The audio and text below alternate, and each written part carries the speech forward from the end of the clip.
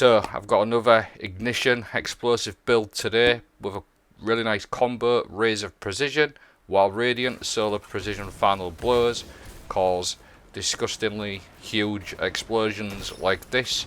Absolutely top tier for GM mobs, GM level enemies.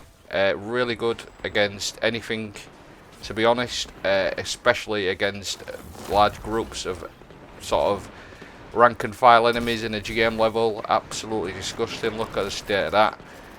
And I'm pairing it with Caliban's hand. I think we all know what these do by now, but what they do is that final blows with a knife cause massive explosions like so, and if you don't kill them, it scorches them anyway. So ideally you want to be finishing an enemy off with Caliban's hand, causing nukes everywhere you throw your knife basically. And then on top of that, nice little pairing with Rays of Precision, while Radiant Solar Precision Final Blows cause combatants to ignite.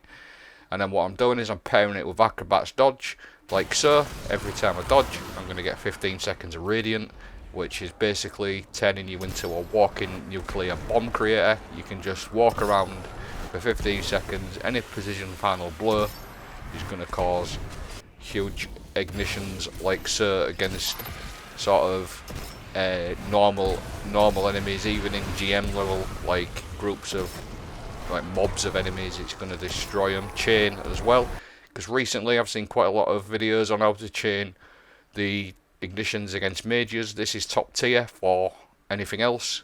Stay tuned. I'm going to show you the fragments that you need and everything else, and then I'm going to show you some more GM clips of everything working together. So I'm going to break down the fragments and everything that I'm running, the aspects. I'm running On Your Mark and Knock 'em Down, and I'm running Incinerary Grenade because it applies the most scorch, so therefore we're going to get more ignitions.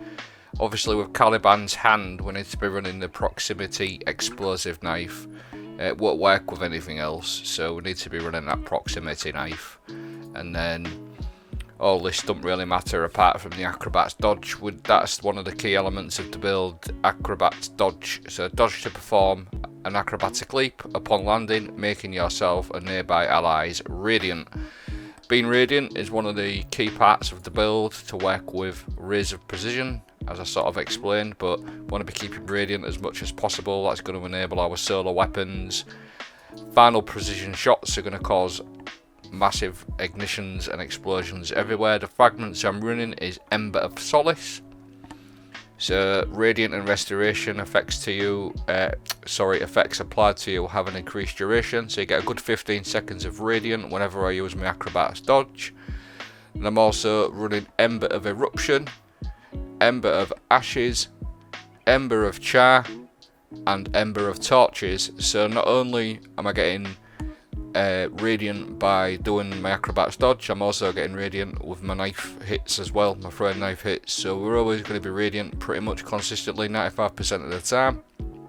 And then the other sort of one I want to touch on quickly is these three are the main recipe you need to cause ignitions. They work together really nicely, so stay tuned. I'm going to show you some more clips of everything working together and you're going to enjoy it hopefully. Bish bash bosh, straight back into it. Acrobat's Dodge, Rays of Precision. I'm currently running quite a lot this season with this build in particular, Eriana's Vow. It's really good, especially for this GM or anything with solar burn on it. I know it gets a lot of hate at the moment, Eriana's, but it's still pretty good because it's anti-barrier and it goes straight through them Cabal shields. Works really nice with Rays of Precision. The explosions that you see from all this sort of setup is absolutely mental. I've used it in Gambit as well. I'm currently using a fixed odds there with enhanced incandescent on it, and let me tell you something, that is absolutely disgusting, by the way. That paired with Caliban's hand and Rays of Precision in Gambit, I mean, I was clearing out spawns on my own, like very consistently, getting massacre medals here, there and everywhere.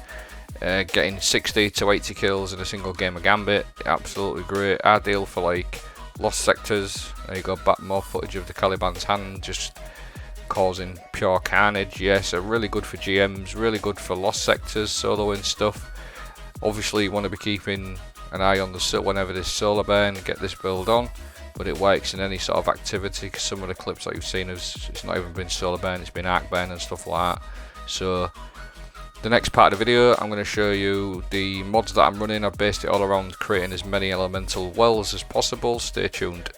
Right, so the final piece of the build is the mods and everything that I'm running. I've based it, basically all I've done is tried to get as many wells as possible to get my Fontamite going and all my recharge rates for my melee and my grenades and stuff like that. I've already touched on most of it, but on my class item I don't run anything other than Rays of Precision and Solar Fulmination. I can't actually fit anything else on anyway, because they cost like 9 anyway energy, but it's totally worth it. On my legs I'm running Bountiful Wells. Basically that just doubles up any wells that you create. You're going to basically double, get 2 rather than 1. I'm also running Fontamite, which gives me a 25% damage buff to my solar weapons for 10 seconds. I'm also running Elemental Ordnance. This is one of the most consistent ways to get elemental wells. Just get a grenade kill and it spawns an elemental well. But because I'm running Bountiful Wells, you're going to get a couple rather than just the one, you're going to get 2. And then the other one that I like to run is Explosive Well Maker. So you're going to obviously get loads of explosion kills with this build, whether it's from your grenade, rocket launcher, anything. It doesn't even have to be solar. You're going to spawn a solar elemental well also. So that paired with the ordnance and the Bountiful Wells is basically a really good way to spawn a lot of solar elemental wells. And then the odd thing that I like to run is Solar Siphon. Again, this isn't needed. I'm predominantly run solar weapons, and you're going to spawn loads of orbs for yourself and your teammates also. And just to sort of touch on a few weapons, if you didn't notice in the clips, I'm running a lot of the clips I'm running Eriana as well. I really found this one really good with this build, with Rays of Precision, because obviously the solar precision final blows that you need. And Eriana as well I found really good because it's anti-barrier. I do a lot of end game GM builds, and having anti-barrier on a hand cannon so it's felt kind of nice to me, and especially it's solar as well. So it's able to shoot for like Cabal shields and Hydra shields and stuff like that, so it's quite nice.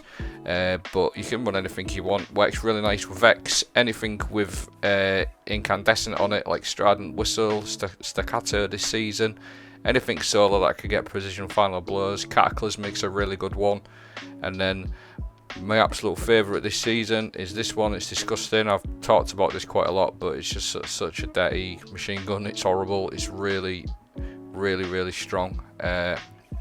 Incandescent on it can get solar precision final blows. So there you go. And then just before I go, I've noticed a couple of times in a few of my videos, people ask for like what I'm wearing, etc., what ornaments. I'll just leave this one in here. Hope it helps. Hope you like the look. It's very regal, let's say. Right, have a great day.